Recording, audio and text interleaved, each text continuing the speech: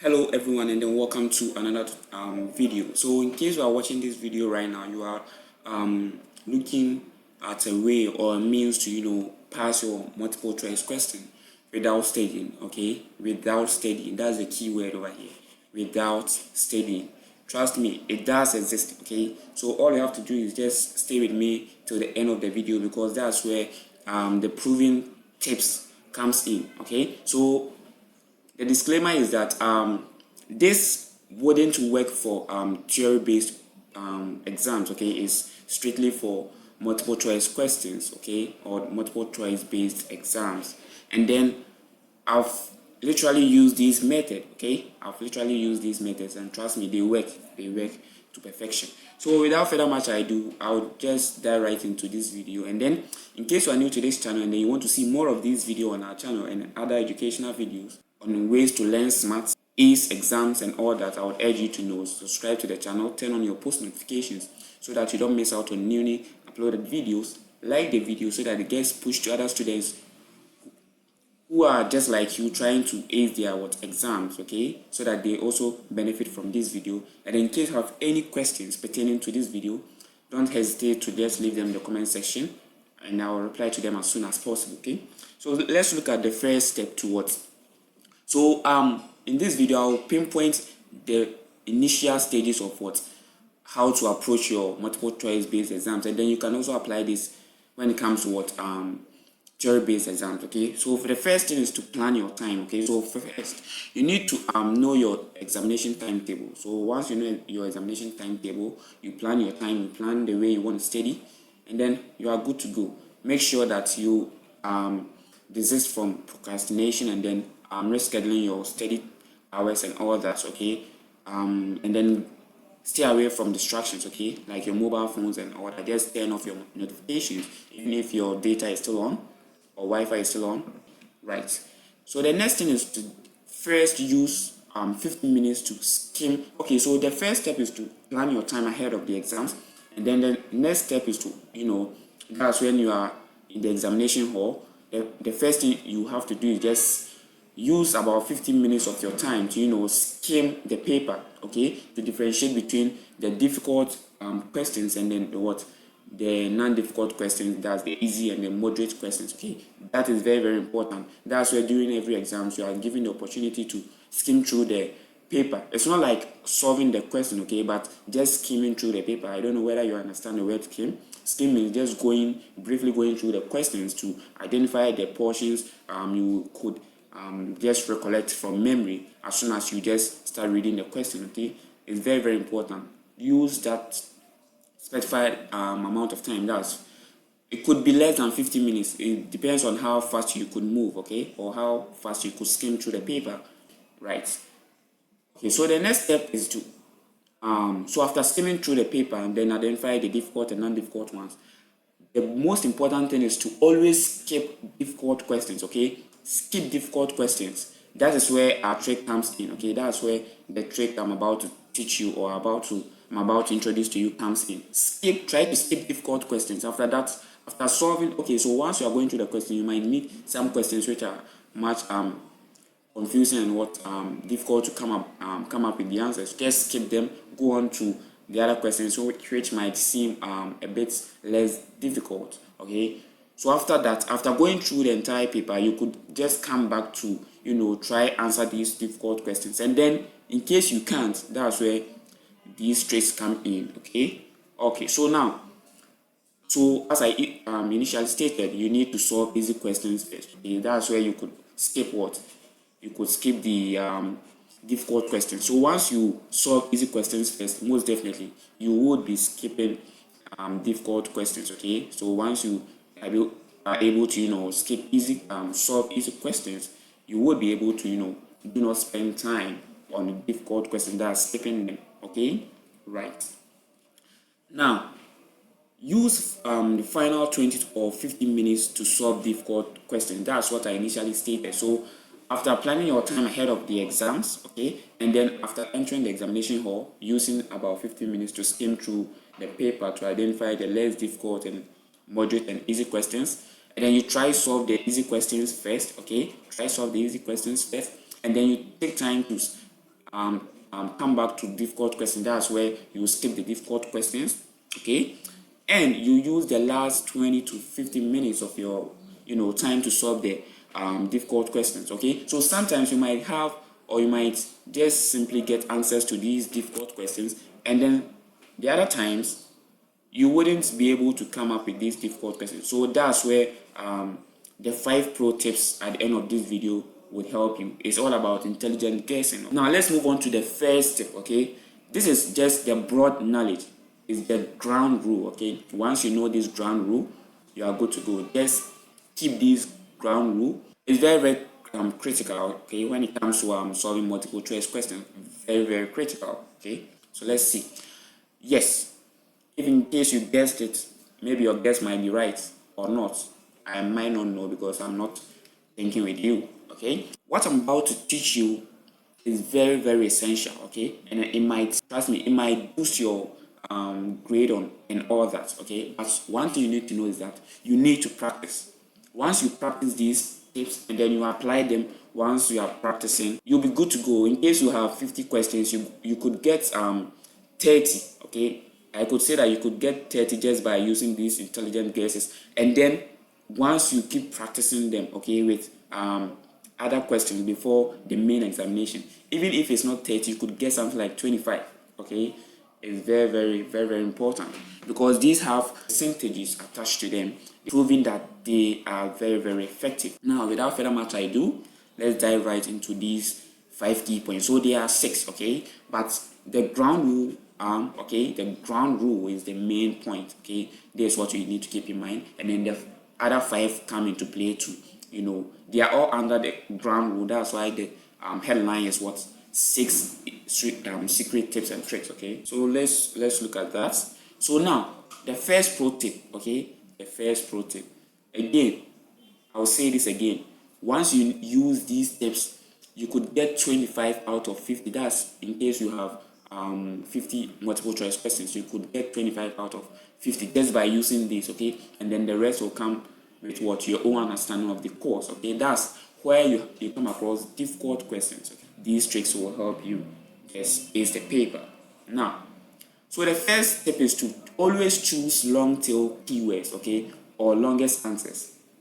So what this implies is that whenever you come across any question, okay, and then you find it difficult, and then you are given options, okay, and then you have maybe option A, option B, option C, option D, and then you don't have any idea or you cannot recollect anything from that specific subtopic.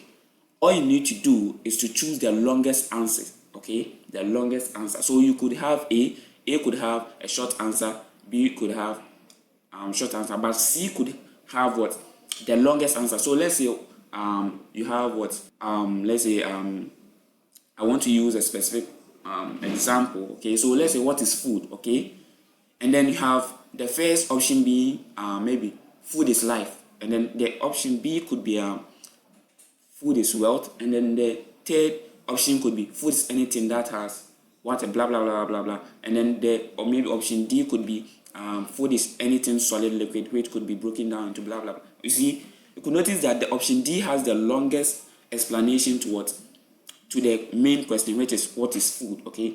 So in case you don't know what food is, okay, always choose, or in case you don't know what the question implies, okay, always choose the longest answer or the longest options among the options, okay. Trust me, it works. You'll get to know what I mean once you try these techniques on real life or real problems, okay, or real multiple choice problems, okay, and then you refer to the answers. It works. It just works. That's how it is. That's why I initially stated that once you know these tips, trust me, you are good to go. You could actually do very well when it comes to multiple choice problems. Now let's move on to the second tip. So the second tip is just golden options, okay. I refer these things as golden options, okay. I term them as golden options. So these golden options are what? All of the above, okay, or none of the above. So you might come across a multiple choice question, and then the options might have what, maybe A is A has a specific option, B has a specific option, but you might come across the D, option D, which has what? All of the above. Whenever you come across any question and then you don't understand what the question is about, and then you come across one of the option being all of the above or none of the above, choose all of the above or none of the above, okay? Trust me, I know what I'm talking about, okay? Choose all of the above or none of the above. That is if you don't know anything about the question, okay? But in case you have any idea about the question, don't base your answer on all of the above or none of the above. Just choose the right answer. Go ahead and choose the right answer. But in case you don't know anything about the options, okay, all these tips is all about not knowing anything about the question, okay? But once you know something or have any idea about the question, just choose the right answer and you are good to go. Okay, let's move on to the third pro tip. Now, the third pro tip is about true or false, okay? Now, so in case you have any idea about the question, and then you know what the answer is, choose the right answer. Either it's true or false. But if in case you don't have any clue about the question, okay, always choose true, okay? Always choose the option true, which is what? True. Once you choose this option, you have a high, I would say you have more than 50% of getting the answer right, okay? Always choose option A or option B, which corresponds to what? The answer being true, okay? Always choose true as your answer, okay? And then the thing is, once you choose true as your answer, you have more than 50% chance of getting the answer right, okay?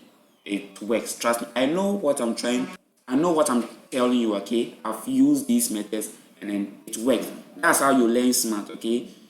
You try learning smart, especially in the higher education level, okay? You try learning smart, not hard. That's what this video or this channel is all about, trying to help you augment your studies, okay? Let's move on to the pro tip 4. Okay, so for pro tip 4, always choose option B, okay? If in case you come across any question, okay, any multiple choice question, and then you don't have any clue about the question, okay? That's why I always say that in case you do not have any clue about the question, but in case you have any clue about the question, you can just go ahead and choose the right answer, okay? But in case you have no clue about the question, and then the options are what? 4. Always choose option B. That's when the options are 4. That's where you have what? Option A, option B, option C, option D, okay?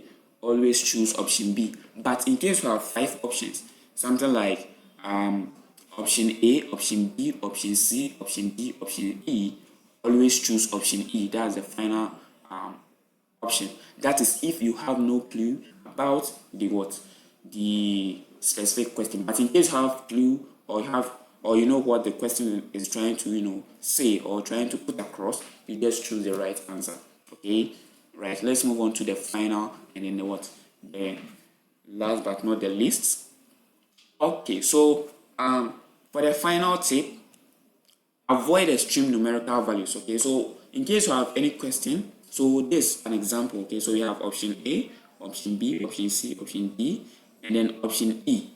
Now you could notice that these options have values which are very close. So we could notice that 1 is close to at least 6, and then close to 4, close to 3. You could notice that from A to D have similar, or their values are what? Similar, okay? They are very, very close. But when we look at option E, we could notice that option E is very, very huge. That's what? 20, okay? That's very, very huge. It's far from 1, 6, 4, and 3, okay? So the main tip is that always avoid these options when it comes to numerical based problems. Always just cancel those options out, okay? Because they are unsimilar.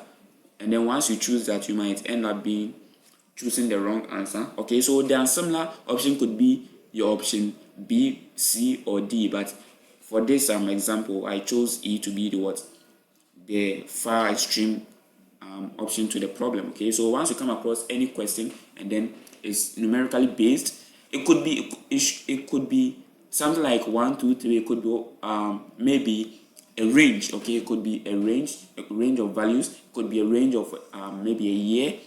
It could be anything, provided they are numerically based. Okay, always avoid unsimilar values, just like this example. Okay, and then focus on the values which are similar.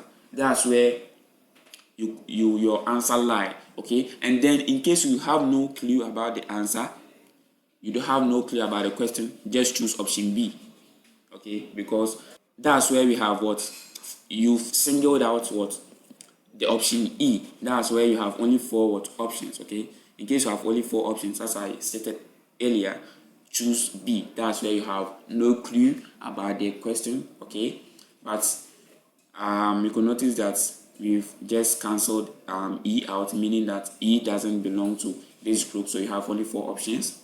Just choose B. That's where you don't know the exact or you have no clue about the question. Okay, right. I hope this video was truly helpful, and then I know that once you apply these techniques